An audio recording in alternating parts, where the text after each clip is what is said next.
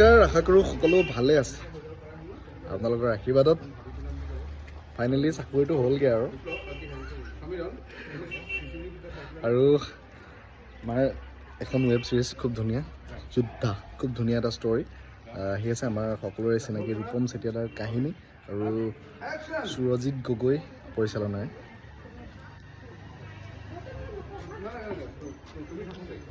Shooting হৈছে আৰু তাতে এটা নতুন ৰূপত, নতুন চৰিত্ৰ, নতুন কাহিনী আপোনালোকৰ মাজলৈ আহি আছোঁ। গেটআপটো কেনেকুৱা লাগিছে জনাব, যিসকলে চাইছে কমেণ্ট কৰি। আৰু আমাৰ এজন এক্টৰৰ বিলত এখন চাব। তই কেইবছৰৰ পৰা ইয়াত কাম কৰি আছ? 6 বছৰমান হ'ল মেডাম। তেনেহ'লে তই বহুত কথাই জান। মেডাম, মোৰ ডিউটি বাহিৰতে, ভিতৰত কি চলি আছে মই কেনেকৈ জানো?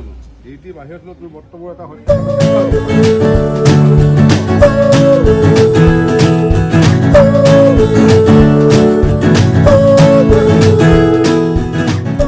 হঠাৎ লগ পালোঁ আমাৰ এজন খুব চিনাকি অভিনেতা, এইফালে আহিছিলোঁ কিন্তু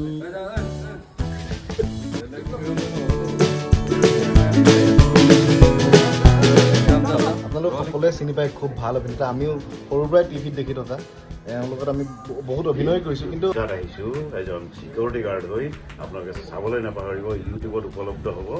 আপোনালোকক জনাম, খুব সোনকালে জনাই আছোঁ খুব সোনকালে জনাই কোনটো চেনেলত হ'ব, কিমান কেতিয়া উপলব্ধ হ'ব। গতিকে মৰম দিব। চাব দেই। Thank U.